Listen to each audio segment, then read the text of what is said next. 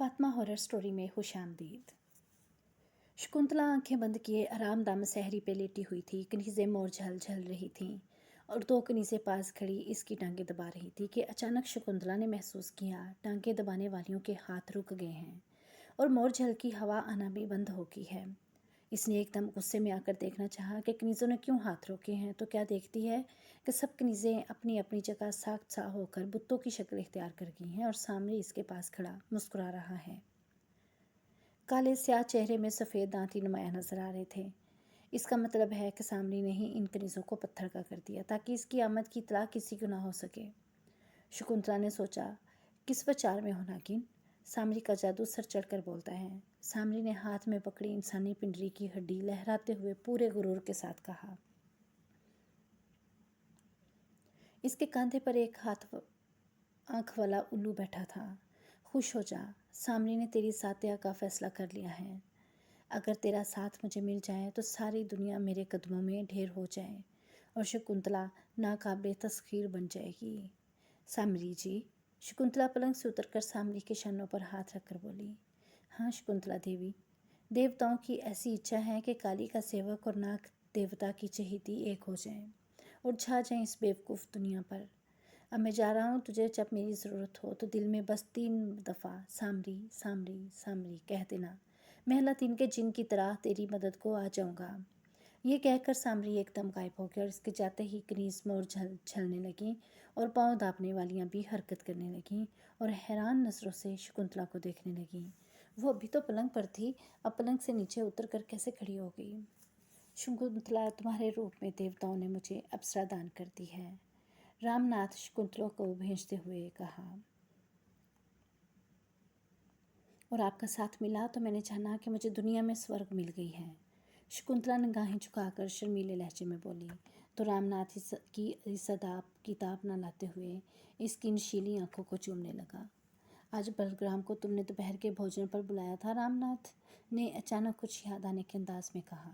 जी हाँ, महल का दौरा करते हुए वो मुझे मिला था, तो इतने में भोजन का वक्त हो गया था। वो वापस जाने लगा तो मैंने इसे रोक लिया। अच्छा नहीं लगता था कि सपा सलार को बगैर खाने के वापस जाने दिया जाए। चलो ठीक है। महाराजा शकुंतला को उस पास लटाते हुए बोले, महल का दौरा करते वक्त मुझे खबर मिली है कि तुमने कुछ लोगों को गिरफ्तार किया था। जहाँ पना, आप तो सारा दिन दरबार में मसरूफ़ होते हैं, तो ये सरकारी अहलकार अपने फ़राइज़ से गफलत बरतते हैं और मकारियाँ दिखाकर हिसाब किताब में उलट फेर शुरू कर देते हैं। मैंने इसके तमाम खाते और हिसाबात की जांच पड़ताल की, घर से कब्जे में लिए और इनको फैसले तक गिरफ्तार कर लिया है। अगर हिसाबात ठीक हुए तो छोड़ दिया जाएगा और अगर आप कहते हैं तो सुबह ही छोड़ देते हैं। शकुंतला ने आखिरी जुमला कदरे खफकी से बोला तो महाराज बोले, नहीं शकुंतला, मेरा ये मतलब हरगिज़ नहीं, बल्कि मैं तो खुश हुआ कि तुमने सरकारी कामों में मेरा हाथ बटाना शुरू कर दिया है। मैं तो इन 4 कैदियों को भी ले आई हूँ जिन्हें आपने मेरे साथ गिरफ्तार किया था। शकुंतला महाराज की आंखों में आंखें डालकर बोली, चलो अच्छा किया, अब तुम जानो और तुम्हारा काम। महाराज ने कहा और शकुंतला खुद स्पुर्दगी के आलम में इसके आगे बिजती चली गई और महाराज इसके निक्षेप थोड़ी ही देर बाद महाराज राम फराज में उलझते चले गए, तय करते हुए नींद की व देवी की मीठी आगोश में समा गए। शकुंतला जो झूठ मूठ सोने की अदाकारी करी थी, आस्तिकी से उठी और महाराज को बगौर देखने लगी। महाराज मुकम्मल तौर पर गहरी नींद सो चुके थे। शकुंतला ने फौरन नागिन का रूप इख्तियार किया, रामनाथ को हल्का सा डस कर बेहोश कर दिया और कैद खाने का दरवाज़ा खोलकर कालीन के नीचे से एक हंटर निकालकर हाथ में पकड़े और कैद खाने की तरफ चली गई और दीवार बराबर कर दी। सीढ़ियाँ उतरकर इसने नागिन का रूप इख्तियार किया और पिंजरानुमा कैबिन के अंदर दाखिल हो गई, जहाँ रणधीर वगैरह आड़े तिरछे सो रहे थे। कैद की सख्तियों से इनकी हालत बहुत ख़राब थी। कपड़े फटे हुए, दाढ़ी बढ़ी हुई शकुंतला इंसानी रूप में अगर चंद लम्हे इन्हें खाकारा से देखती रही। अर्जुन का ख्याल आ गया। वो मंजर इसकी आंखों के सामने फिरने लगा जब अर्जुन आँख के शोलों में घिरा हुआ बेबसी की मौत मर रहा था। शकुंतला के दिल में इंतकाम सर उठाने लगा। अर्जुन के कातिल इसके सामने आज बेबस हो चुके थे। शकुंतला ने फौरन हंटर घुमाकर रणधीर को रसीद किया तो वह तड़प कर रह गया। इसकी आंख खुल गई। अपने सामने शकुंतला को पाकर वो खिंखियाने लगा। शकुंतला ने एक के बाद एक कई हंटर चलाए, जिससे सब कैदी उठ खड़े हुए और सहमी हुई नज़रों से शकुंतला को देखने लगे, जो बड़े क्रूफर से मुस्कुरा रहे थे। अर्जुन के कातिलों, आज तुम मेरी मुट्ठी में हो। तुमने मेरे अर्जुन को बेबसी की मौत मारा है, मैं तुम्हें इबरत का निशान बना दूंगी। हमें माफ़ कर दो, गांव का सरपंच तिलक राय ने बोला। हम सारी ज़िंदगी तुम्हारे चरणों में गुलामों की तरह गुजार देंगे। करम सिंह मौत को सामने देखकर बकायदा रोने लगा था। मेरा तो कोई कसूर नहीं, नौजवान बोला। शकुंतला बहना, हमें आज़ाद कर दो, रणधीर बेचारगी से बोला। मौत को नज़रों के सामने देखकर बहन कहता है। शकुंतला ने हंटर जोर से रणधीर के मुंह पर मारा तो वह चीखने लगा। खून की लकीरें इसके चेहरे पर नमदार होने लगी। खौफनाक हंटर ने इसके सारे चेहरे की जख्मी कर दिया था।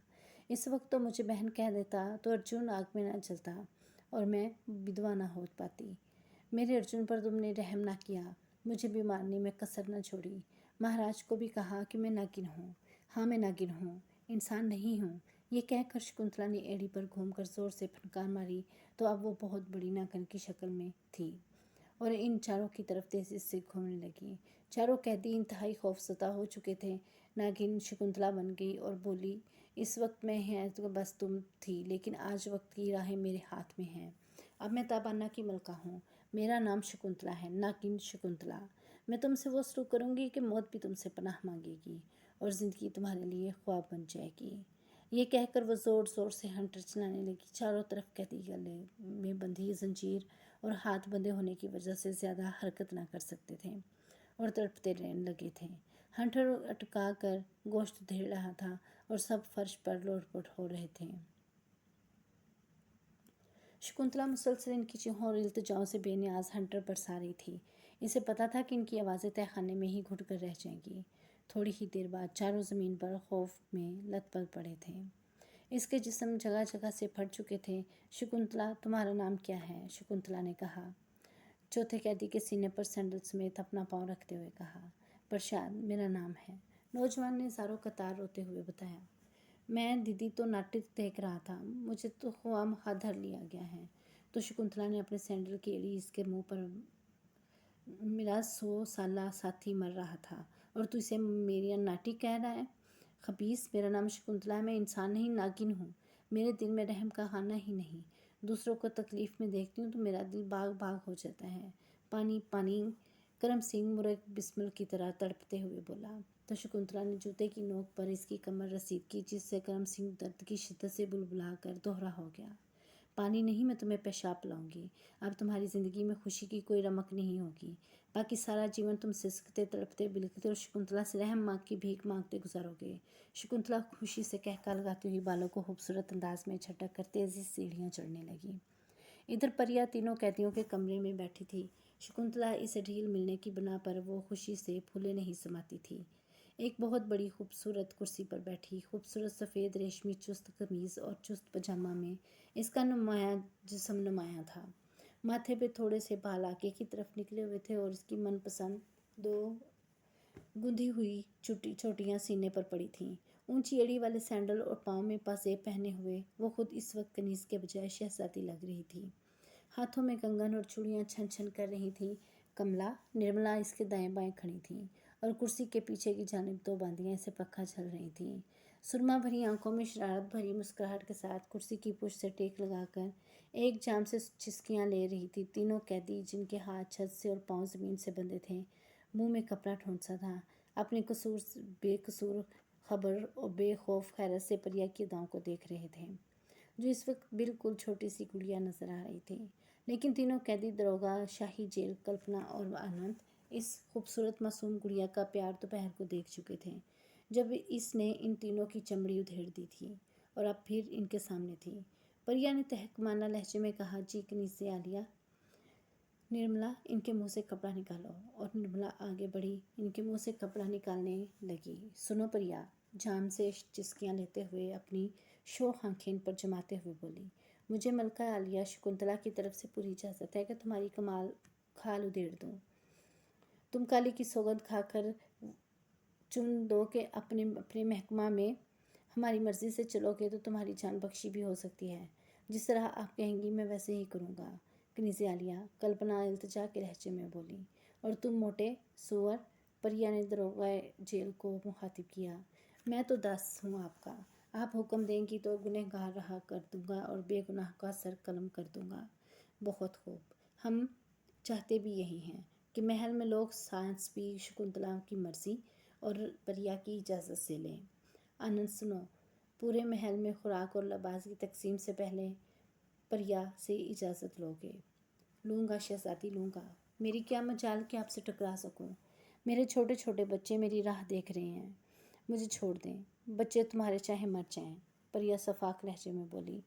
छोड़ा तुम लोगों को इस वक्त जाएगा जब तक मुझे तुम लोगों पर यकीन और शकुंतला से इजाज़त नहीं मिल जाती। आज रात भर तुम तीनों भूखे प्यासी सी हालत में रहोगे। सुबह तुमसे बात करूंगी। नहीं नहीं कनीज़ आलिया, हम वचन देते हैं, आपके हुक्म पर चलेंगे। तीनों कोर्स के अंदाज से बोले। और परिया हंसने की और बोली, आओ निर्मला और कमला, आज की रात तो इन्हें ऐसे ही बंधा रहने दो, सुबह ही देखेंगे। और किसी का जवाब सुने बगैर कमरे से बाहर निकल गई। रानी मारिया सर शाम ही सामरी की कुटिया पहुंच गई थी। वो पहले भी कई बार यहाँ आ चुकी थी। यहाँ का माहौल इसके लिए नया ना था और वो इस वक्त सामरी के कमरा खास जादू नगरी में सामरी के सामने बैठी हुई थी। अब बता सामरी, शकुंतला कौन है और इसको कैसे नीचा दिखा सकती हूँ? शकुंतला को नीचा दिखाने का ख्याल ओश मन से खुरच कर मिटा दे मारिया। देवता इसके साथ हैं। देवता इसके साथ नहीं हैं सामरी, परंतु तेरी मन में खोट ज़रूर है। रानी मारिया बोली, तुम तो इसके माजी में झांकने के लिए गुरु की बदरूह को ढूंढते फिर रहे थे, मगर मुझे शाही पंडित गुरु नारायण ने कब का बता दिया है कि शकुंतला मारिया मन आने वाले कल का सूरज सामरी की हुकूमत और मलका का ताज शकुंतला के सर पर लेकर तुलो होगा। तेरे लिए बेहतर यही है कि रातों रात ताबाना की सरहदों से बाहर चली जा। सामरी, तू हद से बड़ा है, मत भूल मैं अब भी रानी और महाराजा रामनाथ की चहेती हूँ। मारिया ये कहकर पांव पटकती हुई जादूगरी से बाहर निकल आई। सामरी, कहो कहो तो इसका खून पी जाऊं? सुमित्रा ने सामरी को मुखातिब करके कहा। नहीं सुमित्रा, इसको जाने दो, आखिर को ताबाना की रानी है। सामरी ने तंजिया लहजे में कहा और मुस्कुराने लगा। सपा सलार बलग्राम अपने घर के बागीचे में टहल रहा था। रात खासी गुजर चुकी थी, मगर नींद इसकी आंखों से कोसों दूर थी। जब से वह शकुंतला से मुलाकात करके आया था, इसे किसी पल और किसी कल चैन न था। शकुंतला की मनमोहनी सूरत रह रह कर इसकी आंखों के पर्दे पर आ रही थी। इसका जी चाह रहा था कि इसे पर लग जाएं और वो जाकर शकुंतला को बाहों में ले ले। वो सोच रहा था कि बार बार शकुंतला का दरबार में मेरी तरफ मुतवज्जा होना इस बात की निशानी है कि मलका शकुंतला मुझे पसंद करने लगी है। इसकी वजह यह भी हो सकती है कि महाराजा रामनाथ बूढ़े हैं और शकुंतला बिल्कुल नौजवान, और मैं भी भरपूर जवान हूँ, बल्कि खूबसूरत और सेहतमंद होने के साथ साथ ताबाना की फ़ौज का सपा सलार भी हूँ। यकीनन मलका मुझसे प्यार करने लगी है। ये सोचकर बलग्राम का दिल खुशी से तेज़ तेज़ धड़कने लगा। वो सोच रहा था कि शकुंतला जैसी हसीन दोशीज़ा का साथ मिल जाए तो मज़ा आ जाए। आज सुबह ही महल जाकर महाराजा के दरबार जाने के बाद मलका से मुलाकात करूंगा और इसे अपने दिल की हालत सुना दूंगा। ये सोचते ही बलग्राम को करार आ गया और वो सुबह महल जाकर शकुंतला से मुलाकात करने का तहिया करके वापस अपने कमरे में आया और सो गया। एक भारी जिसामत और सांवले रंग का आदमी 5 साला बच्चे को उठाए काली माता के मंदिर की सीढ़ियों पर चढ़ रहा था। वो थोड़ी देर बाद मंदिर के बड़े पुजारी गुरु नारायण के रूबरू था। पंडित जी, मुझे रानी मारिया ने भेजा है, भारी जिसामत वाले ने राजदाराना लहजे में पुजारी को बताया। तो गुरु नारायण ने चूक कर इसे देखा और एक पुरस्कार मुस्कुराहट इसके होंठों पर रेंग गई। फिर बोला, कुछ और भी? रानी मारिया ने पैगाम भेजा है या नहीं? उन्होंने कहा है कि ये बच्चा मेरी एक कनीज़ का है। वो कनीज़ पहले एक ताजर के घर में थी और ताजर ने इस कनीज़ के हुस्न को जी भर के पामाल किया था, और इसी पामाली इज्जत के नतीजे में ये बच्चा दुनिया में आया, और ये हरामकारी का मुंह बोलता सबूत है। मारिया रानी ने ये बच्चा इस कनीज से बहला फुसला कर हासिल करके मुझे दिया कि आप तक पहुंचा दूं। इसने तफसील बताई। ठीक है, अब तुम जा सकते हो, और आज एतवार का दिन है। इसे बोलो कि शुक्रवार सूरज ढलने से पहले मेरे पास पहुंच जाए। सूरज ढलते ही काली माता के चरणों में इस बालिक का बलिदान कर दिया जाएगा। अब तुम जाओ, गुरु नारायण ने हाथ उठाकर कहा। लेकिन ठहरो, वो शख्स रुक गया। तुम कौन हो? जी, मैं रानी का ख़ास खिदमतकार गुलाम हूँ। ठीक है, अब जाओ। गुरु नारायण ने बच्चे के सर पर हाथ रखते हुए कहा। बालिक, क्या नाम है तुम्हारा? मैंने अपनी माता के पास जाना है। मासूम बच्चा सिक सिक बोल कर बोला। ले जाएंगे माता के पास, लेकिन आज नहीं, शुक्रवार को। और माता नहीं, काली माता के पास। गुरु नारायण ने कह कहा लगाया और बाजू से पकड़कर बच्चे को खींचता हुआ अपनी कोठरी के पिछले कमरे में ले गया और वहां मौजूद लोहे के एक छोटे से पिंजरे में बच्चे को बंद कर दिया। बच्चा डर के मारे रोने लगा। ले पुत्र, ये खा। गुरु नारायण कहीं से थोड़े से फल लाकर इसके सामने फेंकते हुए बोला और फिर कमरा बंद करके बाहर चला गया। अगर आपको वीडियो पसंद आती है तो लाइक ज़रूर किया करें और कमेंट्स बॉक्स में मुझे ज़रूर बताएं कि आपको ये कैसी लग रही है।